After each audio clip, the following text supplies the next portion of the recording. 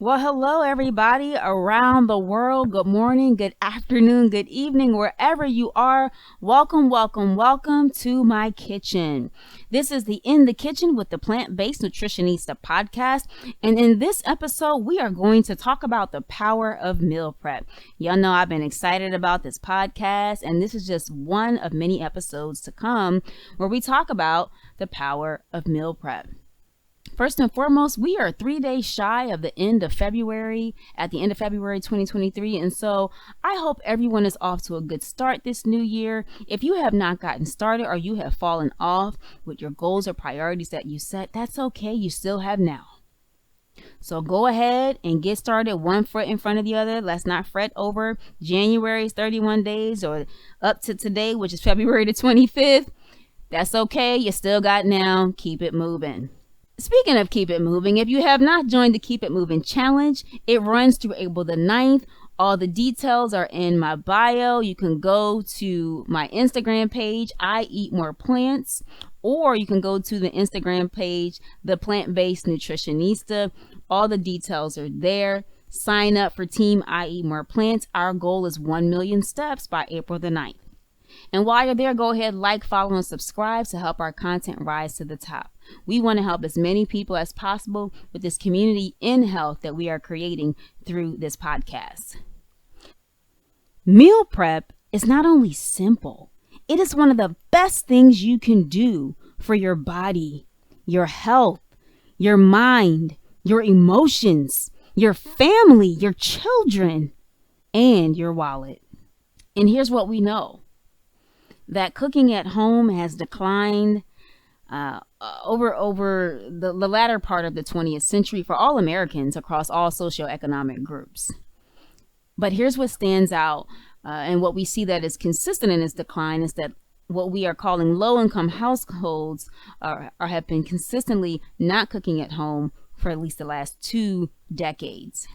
We know that when families cook at home more than 5 times per week, they are more likely to consume fruits and vegetables than families that cook at home and eat there 3 times or less per week.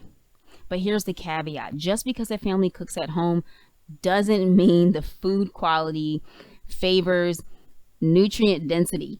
And what that means is it doesn't mean that the food is necessarily healthy, that it's fueling health for their body. So it's not enough to know what to do.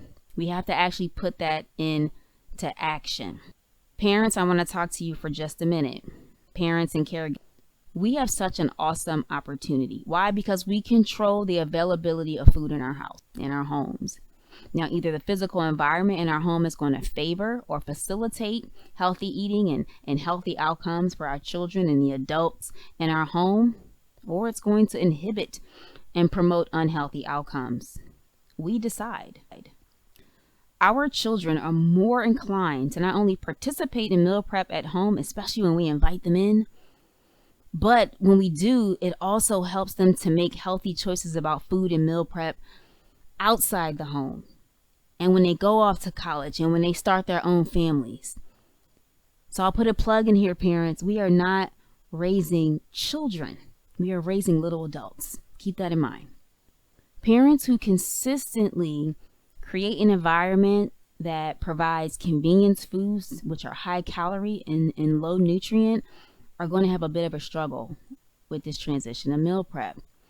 Because the more that environment supports convenience foods, especially those convenience foods that are high calorie and low nutrients, you're going to have less of a chance to get that acceptance from your child and the adults in your home that you're supporting with food. And they're going to have less of a preference for healthy foods. So parents who consistently provide convenience foods that are high calorie and low nutrients will have less of a chance to build acceptance and preferences for healthy foods with their children themselves and any other adults in their home that they're preparing meals for. So what is meal prep? Simply put, meal prep is planning, shopping, and preparing the meals at home in advance that you're going to eat later.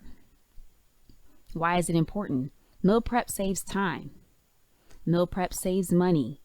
And not only doesn't do it at each meal, it's throughout the week. There's nothing more gratifying than to be under pressure for a deadline, or to come home and know that dinner is already ready, or to wake up in the morning and know that breakfast has already been thought about, and all I gotta do is either heat it up or take it out or whatever it is. If it's a smoothie, if I've already batch prepared that, then I'm just shaking it up and I'm eating it and I'm out drinking it and I'm out the door. Meal prep allows you to control the ingredients in your food. And this is where nutritional knowledge and things like that comes in. But I hope this podcast, it is my hope and prayer that this podcast begins to help teach some of these things, to inspire you to do meal prep and to eat more at home. But you get to control the ingredients in your food. And guess what? Two things come out of that. When you're controlling the ingredients, you get to now maximize the nutrient density and profile at each meal. You also get to control any concerns and minimize those concerns anyway for food allergies, which is really big in my home. And guess what else happens when you meal prep more often? You minimize your environmental footprint, which is a podcast for another time.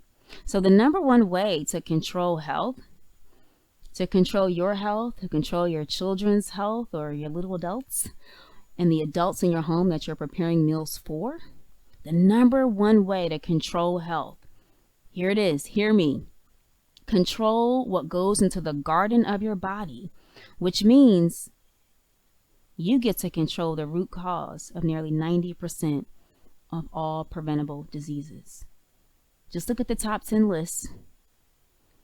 Google top 10 causes of death in the United States and globally. The U.S. has behaviors and patterns influences the world. And so in many ways, we are responsible for the shift in poorer health outcomes around the world. The number one way to control health, I'm going to say it again, is to control what goes into the garden of your body. And when you do that, you control the root cause of nearly 90%, is what I'm saying, of all disease, especially preventable diseases. There are some perceived barriers to meal prep that I want to dispel, and some of this might actually upset you all, and that's not the intent. But if it upsets you, I want you to sit in that for a moment and ask yourself why. I want you to lean into that and ask, why do I feel this way when she said this or when she said that? Ask yourself those questions, and feel free to DM me if you have some more questions. Number one thing I hear all the time from many people that I meet across the world is time. I don't have time. I don't have time. But when I sit and talk with people and map their day out, I realize there's time. Usually the issue is priority and time management and what you value. Okay? So if you don't meal prep right now, it's because you don't value it. Your calendar and how you spend your time tells me what your values are. And if your health is important to you and you want to meal prep, there is an opportunity here to reevaluate how you spend your time. The second is not knowing or understanding your why for meal prep. So I could just say, yeah, let's meal prep, everybody meal prep and cook at home and all that, but why? Right? Why? So ask yourself, why? Why is meal prep important? Why would that be a benefit to me? Why would meal prep be something I want to do? And then that goes into the next part, which is knowledge and importance of nutrition. For some, we don't even know why it's important to eat certain fruits and vegetables and to eat foods in combination. But when you know those things, oh, does the joy and the love return in the kitchen? Because you're excited to know that you can eat raw carrots all day and you're going to get some nutritional benefit from that. But did you know when you cook them, when you steam them, you unpack some things that weren't necessarily available when they were raw? Oh, yeah. And that goes for lots of different types of fruits and vegetables. Because we cook certain fruits like tomatoes. That's another one. You can eat them raw all day. But that's fat soluble. Go ahead and roast it. And eat it with some avocado or some beans or legumes or something like that. To get all the vitamins out. Not just the water soluble ones, but the fat soluble ones too. And this next one is number 4. And I'm going to combine it as cooking skills with confidence in self. But for some, I'll just say of us, some of us humans, we have not been taught to cook. That's a barrier. I hope I can help with that through this podcast and through some of the demos that we're offering throughout the year. And for others, it's that confidence in self. Are they going to like my food? The dreaded, oh my God, walk to the kitchen. What I could tell people is the time it takes, and this is how I think about it, to figure out what I want to eat. And now we got Uber Eats. Before we had to call the restaurant and wait for them to deliver, and we didn't know what time our food was coming, even though they said it was coming. Now we can track our food. The time you do all of that, you could have prepared a meal, sat down and ate it, be cleaning up before they're knocking on your door. And that just comes with knowing what to do, knowing how to prepare foods. And then there's a controversial phrase I'm going to mention. I'm going to let it sink in. I'm not going to talk much about it because we're going to do a whole podcast on it. Food addiction. Food addiction. And if you think you don't have one, take your favorite food and find out it's no longer available in the world. Take your favorite meat dish and let a doctor tell you you can't have any more and see how you respond to that.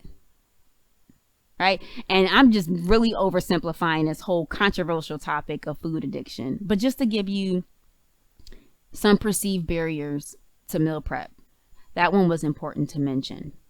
So I have this meal prep triangle that I like to use, and I'm going to give you a visual of this as we wrap up our time together today. It's called the I Eat More Plants Meal Prep Triangle. At the top of the triangle is nutritional knowledge, which is knowing the importance of healthy eating and quality ingredients, nutritional knowledge. At the bottom left, you have the physical environment of food availability and preparation. And that physical environment, remember, is either going to support or inhibit not only meal prep, but healthy outcomes. And then number 3 is taking action. And when we put these 3 things together, we are able to not only meal prep, but control the food we eat, enjoy our food, and begin taking our health back one meal at a time by eating more plants. And so, hear me. I am not saying that you need to stop today and start meal prepping for 5 and 6, 7 days a week. That may not be feasible because we're talking about behavior modification here and change management. So maybe it's just 1 or 2 days a week you meal prep. Maybe it's just one meal that you focus on throughout the week. Maybe you start on the weekend and meal prep for one day.